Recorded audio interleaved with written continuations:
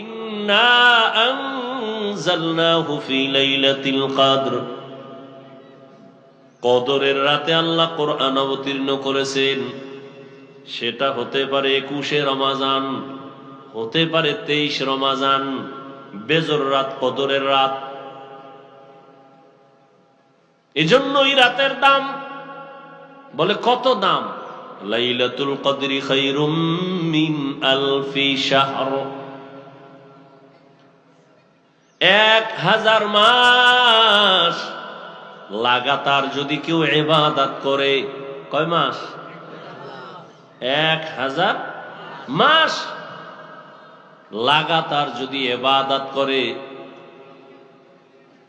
এই 1000 মাস ইবাদত করে বান্দা যা পাবে, রমজানুল মুবারকের কদরের রাতের ইবাদত করে বান্দা এতটুকু নয়, বলে খায়রুন, তার থেকে আরো বেশি পাবে। রমজানুল মুবারক আসতেছে আসতেছে বলতে না বলতে শেষ। রহমতের 10 দিন, মাগফিরাতের 10 দিন আছে না শেষ? কি চলতেছে? নাজাতের 10 দিন, সামনে কদর। কদর মানে শুরু হয়ে গেছে। বেজর রাত, 20 রমজানের পর থেকে যত বেজর রাত হবে সব কদর তালাশ করো। নির্দিষ্ট করে নবী বলেন নাই যে 26শে রমজানের ওই রাত্রই হলো দিন, যায় রাতও হলো কদরের রাত, এটা বলেন নাই। তালাশ করো। রমজানের এত বরকত, আল্লাহ পাক বান্দাকে দুনিয়াতে পাঠাবার একমাত্র কারণ তো সবাই জানেন, তারপরে বলেন তো কারণ কি? দুনিয়াতে বান্দা পাঠাইছেন কি জন্য? ইবাদত করার জন্য। আর এই ইবাদতের মূল, প্রথম মুমিন ঈমান আনার পরে প্রথম তার আমল কি? নামাজ। প্রথম কি? ওই যে কালেমা বা ঈমান, এরপরে কি? নামাজ। নামাজের পরে কি? কি?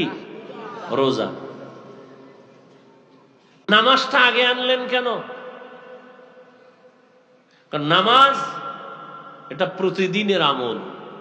রোজা কি প্রতিদিন? রোজা। এরপরে কি? হজ প্রতিদিন না। এরপরে কি?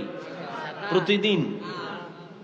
প্রতিদিনের আমল গুরুত্বপূর্ণ নামাজ।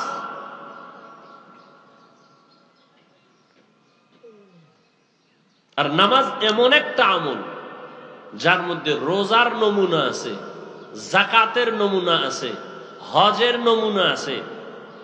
নামাজের ভেতরে নমুনা। রোজার নমুনা কি? আমরা পানাহার করি না, ক্ষুধা আছে, খানাও আছে, খাই না। তাহলে নামাজের মধ্যে কি খানা খাওয়া যায়? তাহলে রোজার নমুনা আছে না নাই? হজের নমুনা আছে, যাকাতের নমুনা আছে।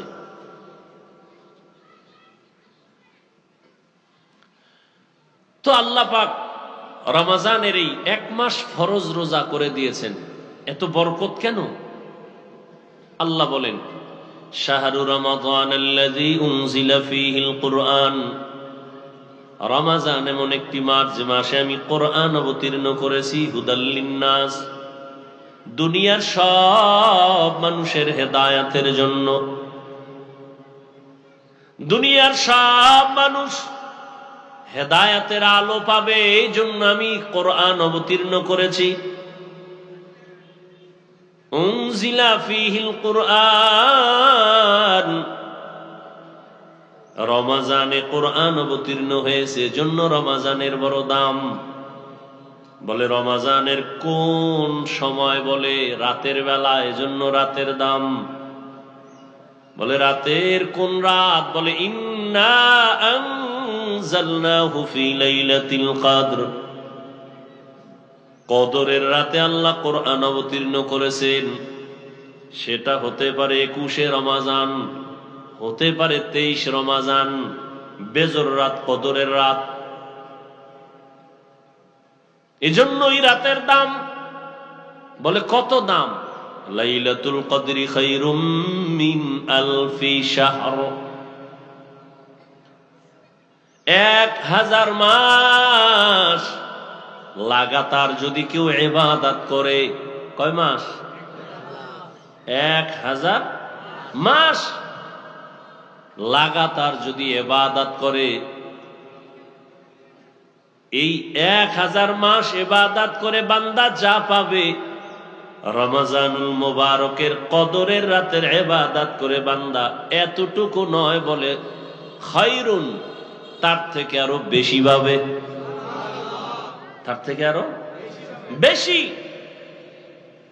মুফাসসিরিনে কেরাম বলেন, এখানে বলা হয়েছে আলফি শাহর, 1000 মাস। বলে তুই ওই সময় যখন কোরআন অবতীর্ণ হয়েছে রাসূলের উপরে, তখন 1000-এর উপরে গণনা ছিল না। মুফাসসিরিনে কেরাম বলেন কিয়ামত পর্যন্ত এই অঙ্ক যত বাড়বে, লাখ, কোটি, মিলিয়ন, ট্রিলিয়ন, বিলিয়ন, আরো যা আসবে এর থেকেও বেশি। আতিনা ফি দারে দুনিয়া না হাসান, আতিনা ফি দারে উকবা না হাসান, ইয়া গিয়াসাল মুস্তাগীসিন ইহদিনা লফতিখারা বিল উলুমে वल गिना हर गरी दे नेको तू तैयार है, जो न मांगे उससे तू बेजार है। কদরের রাতের দাম বেড়ে গেল। হাদিসে পাকে রহমতের নবী বলেন, রমজান মাসের পুরা রোজা না, মাত্র একটা রোজার দাম কত জানো? জন্মগত একটা কাক, কি জন্মগত একটা কাক জন্ম হয়েই যখন ডানা মেলে খোলা আকাশে উড়তে শুরু করে, উড়তে উড়তে উড়তে উড়তে সামন দিকে যাবে, যত দূর যাইতে যাইতে সে বুড়া হয়ে যাবে।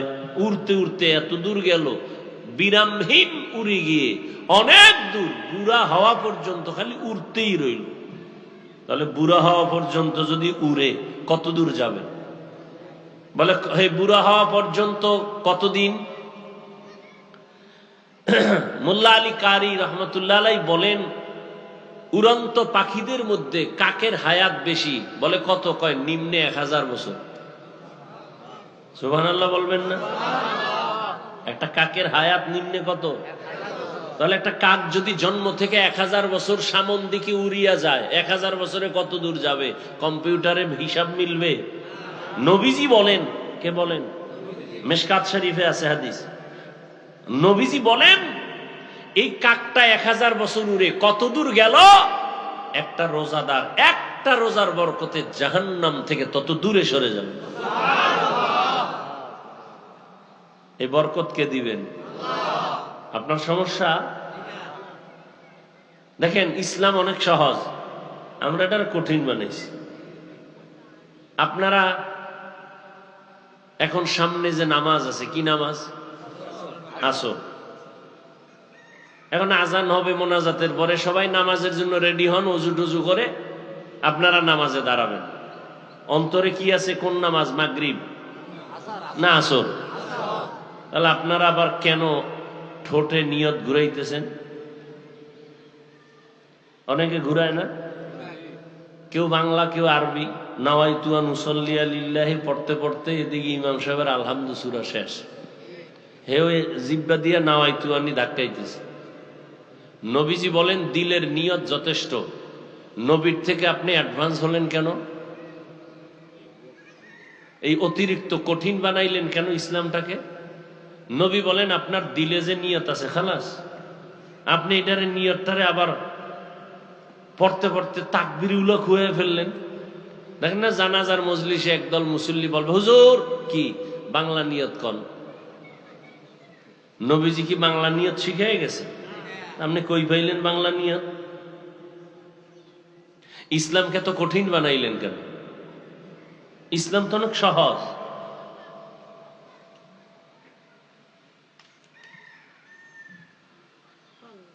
জাকাত দিবেন। জাকাত দেওয়া এটা দয়া না। জাকাত দেওয়া কি না? দয়া না, বরং দায়িত্ব। জাকাত দেওয়া কি? দায়িত্বশীলদের দায়িত্ব। গরিবরা জাকাত পাওয়ার অধিকার। এজন্য জাকাত দিয়া দোয়া চাওয়া যাবে না, নিষেধ। আপনি দয়া করলে না দোয়া চাইবেন? আপনি তো দয়া করেন নাই। গরিবের পাওনা 2.5 টাকা দিয়ে দিছেন, তো সে আপনার কাছে পাবে। 100 টাকায় কয় টাকা? 2.5 টাকা। এটা তো গরিবের পাওনা টাকা, আপনার কাছে রাখছে আমানত। কথা আমি রাখবো কেন? কয় আপনি রাখার কারণে 97 টাকা 8 আনা আপনি পাইছেন হাদিয়া। ঠিক নেই? তাহলে গরিবের 100 টাকার মধ্যে 2.5 টাকা যে গরিবকে দিবে, এটা দয়া না ঋণ আদায় করা? এখন গরিব পাইবে কয় টাকা? লঙ্গি পাইবে। তা আপনি লঙ্গি কিনলেন কেন? গরিবের 2.5 টাকা, হাজারে 250 টাকা হিসাব করে আপনি টাকাটা গরিবের দিবেন। ও ইফতার কিনবে, ও ঘরের কাজ আছে, ও স্ত্রীর কাপড় কিনবে, পরিবারে একটা চলার জন্য একটা সেলাই মেশিন কিনবে। আপনি ওই কাপড় কিনে দিছেন, গরিবের অনুমতি নিছেন, যার যে টাকার মালিক আর থেকে নিছেন, যেই আমি তোমার 3rd ক্লাসের কাপড় কিনে দিতেছি। পৃথিবীতে কোম্পানি এর থেকে দুর্বল কাপড় আর বানায় না। এই কাপড় দিয়ে জাকাত, আর এটাকে আপনি মনে করেন দয়া। আফসোস, 100 টাকার মধ্যে 2.5 টাকার মালিককে। তো মালিকের টাকা দিবেন, ওইটা কি করবে না করবে মালিকের বিষয়। আপনি কেন পাতলা কাপড় কিনলেন, 3rd ক্লাসের কাপড়, যেটা ফিন্দা যায় না অন টাইম? কি টাইম? আমি কি বানায় বলতেছি? কি আপনারা বড় লোক মানুষ, এই জাকাতের কাপড় দিয়ে অন টাইম না সব? আচ্ছা, দোকানে কম দামের কাপড় নাই? তাহলে লিখতে হবে কেন জাকাতের কাপড় পাওয়া যায়? লিখতে হবে কেন? লিখতে হবে কেন জাকাতের কাপড় পাওয়া যায়? কেন ওই দোকানে কম দামের কাপড় নাই? কোম্পানি বানায় নাই? তো জাকাতের কাপড় পাওয়া যায় কেন এই কথা?